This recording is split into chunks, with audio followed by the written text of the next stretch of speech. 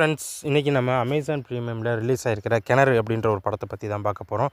இந்த படம் வந்து பார்த்திங்கன்னா ஒரு கிராமத்தில் நடக்கிற மாதிரி இருக்குது. ஸோ அந்த கிராமத்தில் இருக்கிற ஒரு பையன் வந்து எல்லா பசங்களும் கிணத்துல விழுந்து குளிக்கிறத பார்த்துட்டு தானும் நம்ம வீட்டு பக்கத்தில் ஒரு கிணறு வெட்டணும்னு ஆசைப்பட்டு அவன் பாட்டிகிட்ட சொல்கிறான். பட் அவங்க பாட்டி வந்து அதுக்கு வந்து நான் அக்செப்ட் பண்ண மாட்டேங்காங்க.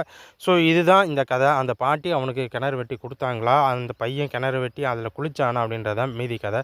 இதில் விவேக் பிரசன்னா வந்து ஒருத்த மெயின் கேரக்டராக வந்து அந்த பாட்டி கூடயே ரிமூவ் ஆகிற மாதிரி கதை முழுக்க வர்ற மாதிரியான ஒரு கதையை வந்து கொண்டு வந்திருக்காங்க. அது மட்டும் இல்லாமல் இதில் வந்து மியூசிக்ஸ் வந்து தெளிவாக இருந்தாலும் இது வந்து ஒரு கிராமத்தை பேஸ் பண்ண கதையாக இருந்தாலும் இது கொஞ்சம் லேக் அடித்து தான் போகுது. ஸோ மெயினாக ரொம்பவும் நல்லா இருக்கா அப்படின்னு சொல்லி கேட்டால் கண்டிப்பாக இல்லைன்னு தான் சொல்லணும். ஒரு சில இடங்களில் என்ன தான் தொய்வு அடித்தாலும் அந்த சின்ன பசங்க கூட சேர்ந்து செய்கிற சேட்டைகள், அதுக்கப்புறம் வந்து விவேக் பிரசன்னா பண்ணுற காமெடிஸ், இது மட்டும்தான் அந்த கதையை வந்து மூவ் பண்ணி கொண்டு போகுதுன்னு சொல்லலாம். ஆவரேஜான படமாக இருந்தாலும் பார்க்கலாம், ஒரு தடவை பார்க்கலாம். அந்தளவுக்கு தான் இந்த படத்தோட மெயின் எல்லாமே அமைஞ்சிருக்கு. ஆனாலும் இது வந்து அமேசானில் ரிலீஸ் ஆகிருக்கிறதுனால மேக்ஸிமம் வந்து இது பார்க்குறதுக்கு வந்து வாய்ப்புகள் ரொம்ப கம்மி. இதை வந்து பார்த்திங்கன்னா மேக்ஸிமம் தியேட்டர்ஸில் நாட் அவைலபிளாக தான் இருக்குது.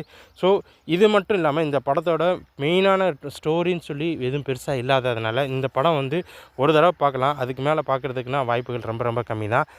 ஸோ ஓகே, இந்த படம் உங்களுக்கு பிடிச்சிருந்தா நீங்கள் பார்த்துட்டு நம்ம சேனலில் கமெண்ட் பண்ணுங்கள். அதே மாதிரி வேறு என்ன படங்கள் வந்து நம்ம எல்லாம் வந்து ரிவ்யூ பண்ணலாம் அப்படின்னு சொல்லிவிட்டு நீங்கள் இது பண்ணுங்கள். ஓகே, நன்றி, வணக்கம், பாய் பாய்.